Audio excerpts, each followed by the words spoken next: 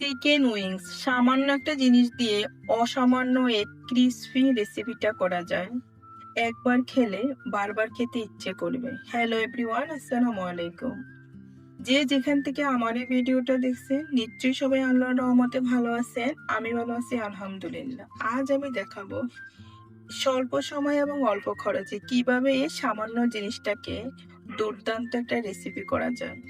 এখানে আমি কিছু উইংস কেটে ধুয়ে বেছে পানি ঝরিয়ে নিয়েছি। তার ভিতরে দিয়ে দিব 1 চা চামচ পরিমাণে আদা বাটা, রসুন বাটা, ধনিয়া এবং জিরার গুঁড়া একসাথে মিক্স করে, গরম মশলার গুঁড়া,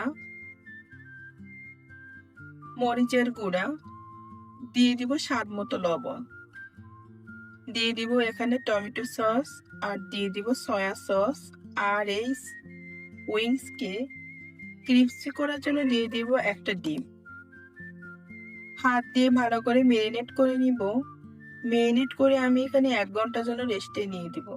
আপনারা চাইলে এখানে যদি সময় না থাকে আধা ঘন্টার জন্য হলো রেস্টে রেখে দিবেন। যত বেশি রেস্টে রেখে দেওয়া যাবে ততই এটা খেতে অনেক সুস্বাদু হবে। 1 ঘন্টার মতো সময় আমি এখানে রেস্টে রেখে দিয়েছি। কোট করার জন্য এখানে নিয়ে নিয়েছি আমি ময়দা। আপনারা চাইলে এখানে আটাও নিতে পারেন। 2টা উইংসকে কোট করে আমি দেখাচ্ছি। খুবই আলতো হাতে এপাশ ওপাশ করে কোট করে নিবেন। যেহেতু এখানে ডিম ব্যবহার করছি, তাই এই উইংসকে আর পানিতে ভিজিয়ে দ্বিতীয়বার কোট করতে হবে না। ডিম দেওয়ার কারণে একবারে কোট হয়ে যাবে, উইংসের গায়ে ময়দা লেগে যাবে এবং উইংসটা ক্রিস্পি হয়ে যাবে। চুলার ভিতরে ফ্যান বসিয়ে তার ভিতরে তেল দিয়ে তেলটা গরম হয়ে আসলে সবগুলা উইংস আমার কোট করা হয়ে গেছে। একে একে উইংস গুলো আমি তেলের ভিতরে ছেড়ে দিব। চুলার আঁচটা একদম লো হিটে রেখে দিয়েছি।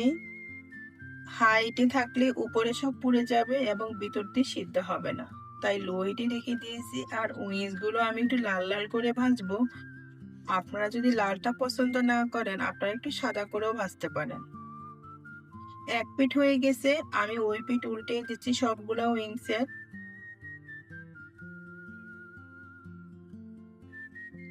এত অল্প সময় এবং অল্প খরচে কত সুস্বাদু একটা রেসিপি বাচ্চাদের স্কুলের টিফিন এবং সন্ধ্যা স্ন্যাক্সেও খাওয়া যায়।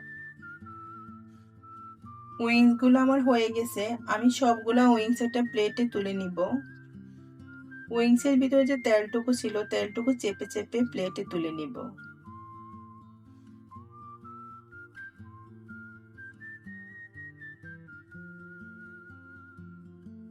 আমার কাছে লাল এই কালারটা ভালো লাগে, এজন্য আমি লাল কালার করে আমি করেছি।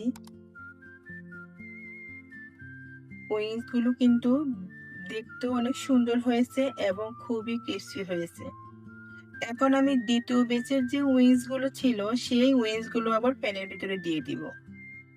যেহেতু আমি অনেক আগে সবগুলা উইংস কোট করে রেখেছি, এজন্য উপরে আর তেমন আলগা ময়দা ছিল না। আপনারা যদি কোট করার সাথে সাথে ছেড়ে দেন তাহলে উপরের ময়দাগুলো জ্বলে যাবে। এই জন্য সবগুলা উইংস কোট করে একসাথে রেখে দিবেন। তখন উইংস এর উপরে যে ময়দা থাকবে সেগুলো আর আলগা হয়ে তেলের ভিতরে পড়বে না। দ্বিতীয় ব্যাচের উইংস এর এক পিঠ হয়ে গেছে, আমি উল্টিয়ে নিচ্ছি।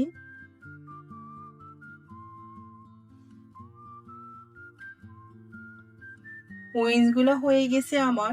এই উইংস গুলো আমি তেল ঝরিয়ে ঝরিয়ে প্লেটের ভিতরে তুলে নিলাম।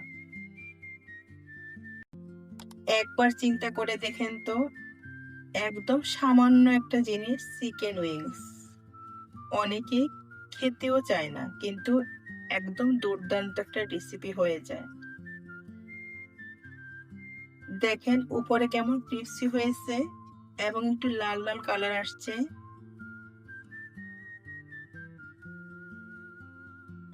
বাসায় আপনারা তৈরি করে খাবেন, দেখবেন বাচ্চারা খুবই পছন্দ করবে। 2টা উইংসকে আমি হাত দিয়ে ঘষে দেখাচ্ছি।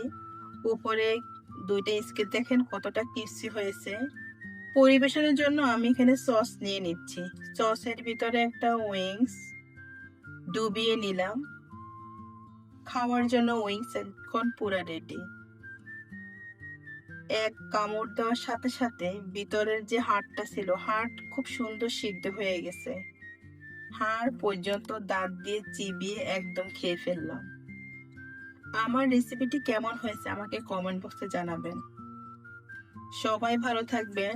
পরবর্তী ভিডিও দেখার জন্য আমার সঙ্গেই থাকবেন আর আমাকে সাবস্ক্রাইব করে দিবেন ইউটিউব চ্যানেল থেকে, আর ফেসবুক পেজ এবং টিকটক আইডি থেকে ফলো দিয়ে দিবেন পরবর্তী ভিডিও পাওয়ার জন্য। আল্লাহ হাফেজ।